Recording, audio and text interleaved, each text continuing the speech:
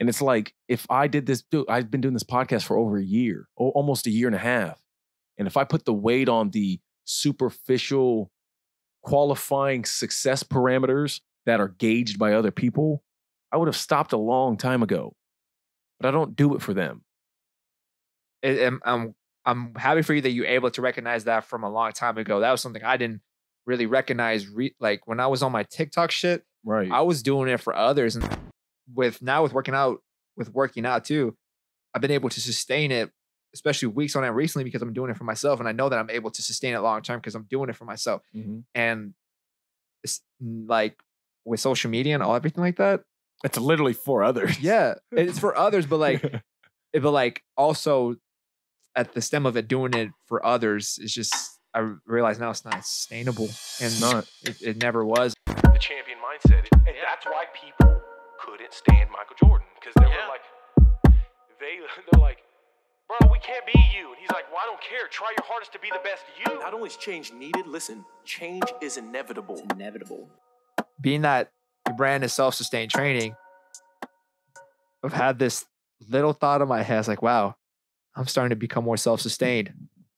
It's insane to even think about that. I'm having that thought and knowing that I'm becoming little by little self-sustained is insane to me. There's so much more for sure. But the fact that I'm able to recognize that I'm starting to become more and more self-sustained is such a crazy thought to even think about in the first place. And it's just through these, how people say that trusting the process, as cliche as it is, it's cliche for a reason. Right. You know what I mean? And trusting that process is something that I've actually been doing more, and by just not overthinking about it and just being like, okay, what happened? That's why Dion even says he sees a different glow in you. That's why people are noticing. And again, you're not doing it for them to notice, but it's evident in your effort and in your actions that you are truly being self-sustained. Doesn't that give you confidence though? Doesn't that make you feel good, bro? It does. And of course, pushing myself more and more, like, for example, like wanting to go out and, talk to a stranger or things like drop down the bowl in a skate park. Oh, I'm getting there. I know, brother. I know, literally that video I sent you, bro, that was like the craziest moment. Like that, I really didn't think I could do it, but I said, screw it. If I die, I die. That's what I was telling myself. Right. And then I went for it and I'm like, oh, it's not that bad anymore. That bad, and yeah. I actually had a chance to text Sam the day after his loss about 2 weeks ago, I say. Mm-hmm. Me and him were just talking it up and being like, man, it's crazy how people turn on you so quickly because you lose. And like, people are like, you were talking all that shit. Like I know he was talking a whole bunch of shit. Shout out to Sam. You're dope. But yeah. And we were talking about that and being like, yeah, man, it sucks that, like, when you have that confidence, but then you lose, people are like, why do you have it? Like, you should sit down. You got your ass. I'm like, no, dude, it's like, that's fighting. You win some, you lose some. Like, and it's the same thing with life in general. Like, right. People want to be there when you're at your greatest, but then when you're at your lowest, they turn on you so quickly. Did you watch mine and Cody's podcast when we talked about why people locally won't support their local people, but will spend all this money going to Drake concerts and supporting all these other people, these strangers that they've never met? I think I saw a little bit of it. I mean, I remember, like, yeah, and I've had these conversations even before that. Well, yeah, I was going to say, just Cody made a very poignant point in that conversation on people will want to celebrate with you when you're at the top, but they won't celebrate with you when you're at the bottom.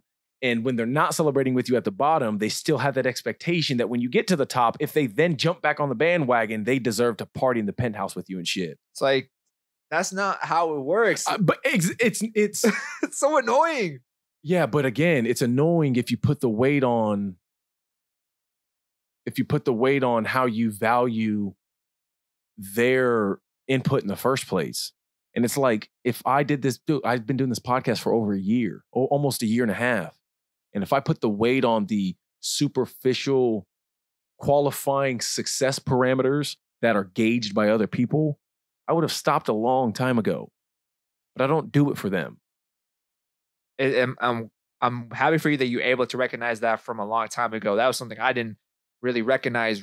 Like when I was on my TikTok shit, Right. I was doing it for others, and then I kind of stopped doing it for a couple months, and then I kind of went back on it for a little bit, and I kind of stopped, and I just stopped doing it in general because it's like I don't want to put myself in a bubble or try to act like a circus act and be like, oh, I want to do this and do that. Like with social media stuff, I haven't really I'm not right. I used to be all about social media, like, oh, I want to be this viral sensation. I'm like, honestly, I don't really care anymore. Like it could change, but right now I just don't care. Of course, I still look at like Instagram reels and TikToks and stuff, but like I don't want that right now. I don't want that. It's too much on my head. Like one of the things I recognize, I get burnt out very quickly, and I think it stems from why I'm doing something in the first place. Is it for others or is it for yourself? Yeah, like with working out too, I've been able to sustain it, especially weeks on end recently because I'm doing it for myself, and I know that I'm able to sustain it long term because I'm doing it for myself. And it's like with social media and everything like that, it's literally for others. Yeah, it's for others, but like also at the stem of it, doing it for others is just. I realize now it's not sustainable, and it's not. It never was and never will. But do you see the content I post and how the content I post is always content I want to post, whether or not it gets 1,000 views, whether or not it gets a certain amount of likes and qualifies as successful in other people's eyes? Yeah, because it's your stuff and you want to put it out there. Like, and it's funny because, you put it out there, it might not do something right now, but you never know. The algorithm might pull a trick on you. It might just be like, hey, check this out. And again, whether it does or it doesn't, the foundation in which we're doing it in the first place is really all that matters. And if we can, again, have a solid place in our mind where we're comfortable with the effort we put in and earning our sleep at night, right? And knowing that we actually did everything we could to fall asleep, let alone actually put out a product that we're proud to have put out. Yeah, it doesn't matter if it gets 1,000 likes, 1,000,000 likes, or 1 like.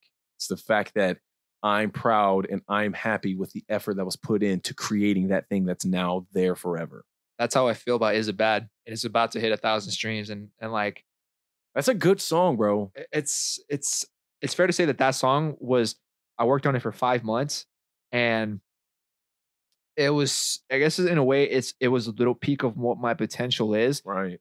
And I was just doing it for fun, and if I put it out, okay, cool. And then of course, having Darcy on it, she was dope as hell on it, and like I just didn't know what was gonna happen with it. And then we put it out. She did all the promotion. I didn't really promote. I can't lie, but I texted her like I felt so bad. She was like, "Dude, you did all the work on the song.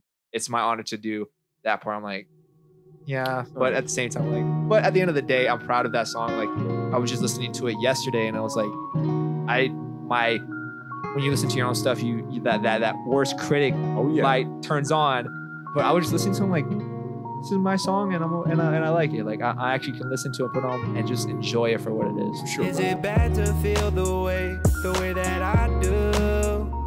Is it bad to feel the way that feels true?